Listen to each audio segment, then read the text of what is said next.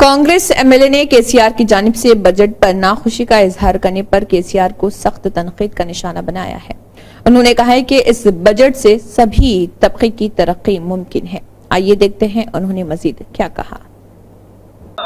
आज के बजट जो भी हमारे डिप्टी सीएम और हमारे सीएम साहब ने ये बजट पेश किए हैं असेंबली में, वो बहुत बड़ा बजट है, अच्छी बजट है। ये खाली पीली पेपरों पे रखने की बजट टीआरएस जैसा नहीं है।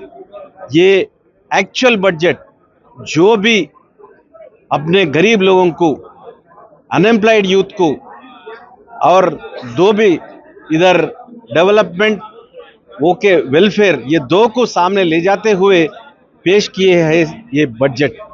ये बजट में हमारा केसीआर साहब ये फार्मर्स को अगेंस्ट है, इसमें कुछ नहीं है, वो ट्रैश बजट है।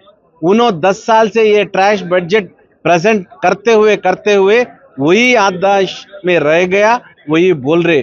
मगर ये सचमुच एक्चुअल बजट है। ये लोगों की आशाओं को फुलफिल करने की बजट है। ये सच में भी 2,91 करोड़ बजट है। ये बहुत अच्छा బడ్జెట్ है। రాను రాను రోజుల్లో ఈ బడ్జెట్ అభివృద్ధికి సంక్షేమానికి నిదర్శనంగా నిలుస్తుంది, ఒక మోడల్ గా ఉంటుందని తెలియజేస్తా ఉన్నాను।